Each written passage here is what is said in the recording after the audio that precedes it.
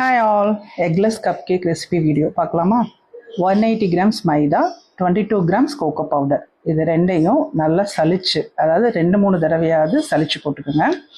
அதே பவுலில் 150 grams sugar, granulated sugar, அதாவது பவுடர் பண்ண சுகர் கிடையாது, நம்ம நார்மலாக யூஸ் பண்ணுற சுகர் அப்படியே சேர்த்துக்கலாம். அதே பவுலில் அதையும் சேர்த்து மிக்ஸ் பண்ணிக்கோங்க. அதுக்கப்புறமா 1 teaspoon baking soda, 1/4 teaspoon salt, இது ரெண்டையும் சலிச்சு போட்டுக்கோங்க. சேம் பவுல் தான், வேறு எதையும் மாற்ற வேணாம் அவசியம் கிடையாது.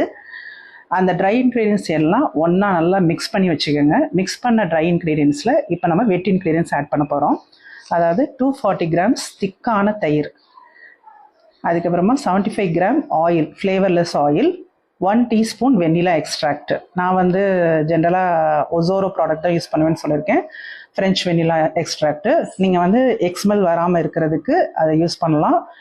நான் ஜென்ரலாக எல்லாத்துக்குமே நான் அதுதான் யூஸ் பண்ணுறது. ஏற்கனவே வீடியோஸ் நான் போட்டிருக்கேன், வேணால் செக் பண்ணிக்கோங்க. 80 கிராம்ஸ் வார்ம் மில்க், அதாவது கை பொறுக்கிற அளவுக்கு சூடு இருக்கிற மில்க், அதை சேர்த்து ஆட் பண்ணிக்கோங்க. இது எல்லாத்தையும் ஒன்றா ஹேண்ட் பீட்டராக யூஸ் பண்ணாலும் சரி, இல்லை ஸ்டாண்ட் மிக்சர் யூஸ் பண்ணாலும் சரி, இதில் நல்லா மிக்ஸ் பண்ணி வச்சுட்டு, அதாவது போரிங் கன்சிஸ்டன்சி வரணும், ரொம்ப ஓவர் மிக்ஸ் பண்ணிடாதீங்க. நல்லா ஒரு தடவை ஸ்பேச்சுலா வச்சு மிக்ஸ் பண்ணி பார்த்துட்டு செக் பண்ணிக்கோங்க. இதை 180 டிகிரி செல்சியஸில் 10 மினிட்ஸ் ப்ரீ ஹீட் பண்ண ஓவனில் 20 to 25 மினிட்ஸ், அது கப் சைஸை பொறுத்து மாறும். ஸோ ஸ்கியூவர் வச்சு செக் பண்ணிக்கோங்க ஒரு தடவை.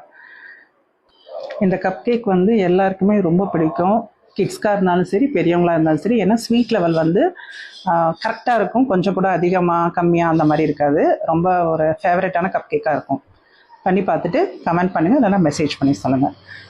லாஸ்ட் வீடியோவில் eggless vanilla cake recipe video போட்டிருந்தேன் இல்லையா, அதில் ஒருத்தவங்க ட்ரை பண்ணி பார்த்துட்டு சொன்னாங்க எனக்கு கேக் மாய்ஸ்சராக வந்தது அப்படின்ட்டு. என்ன ரீசன் அப்படின்னா, மில்க் பவுடர் அவங்க அமுல்யா பிராண்ட் யூஸ் பண்ணிட்டாங்க. ஆக்சுவலாக அது ரொம்ப fine milk powder, so moisture கொடுக்கும்.